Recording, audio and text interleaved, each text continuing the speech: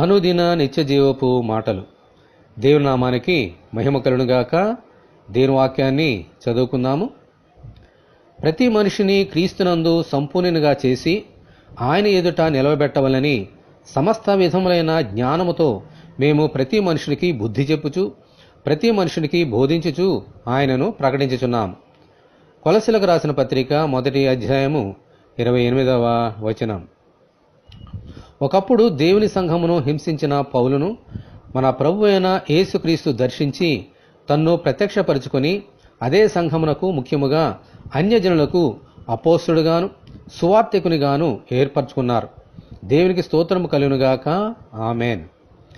దేవుడు క్రీస్తు యేసు ద్వారా తనకు అనుగ్రహించిన భాగ్యమును, బాధ్యతను పొందుకొని మర్మమై ఉన్న సువార్తను బోధించుచు ప్రతి మనిషిని యేసుక్రీస్తు ఎదుట సంపూర్ణంగా నిలబెట్టాలనే ఆశయముతో, గమ్యముతో తన పరిచర్యను కొనసాగించాడు. ఆమెన్. ఈ నేపథ్యంలో ప్రతి మనుషునికి సమస్త విధములైన జ్ఞానము చేత బుద్ధి చెప్పుచు సువార్త బోధించుచు తన పరిచర్యను కడముట్టించాడు. ఆమెన్. హల్లెలూయా.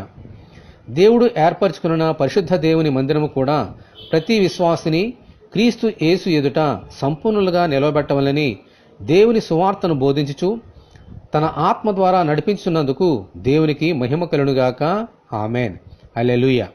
మనమందరము దేవుని ప్రార్థన చేసుకుందాము. ప్రభువా, మీ కృపచేత మాకు అనుగ్రహించిన సంఘమునకై మీకు వందనములు.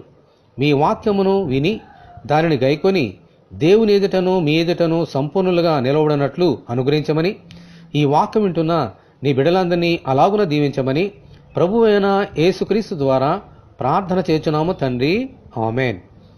ప్రభువైన యేసుక్రీస్తు కృప మనకందరికీ తోడే ఉండి నడిపించునుగాక. ఆమెన్. పరిశుద్ధ దేవుని మందిరం.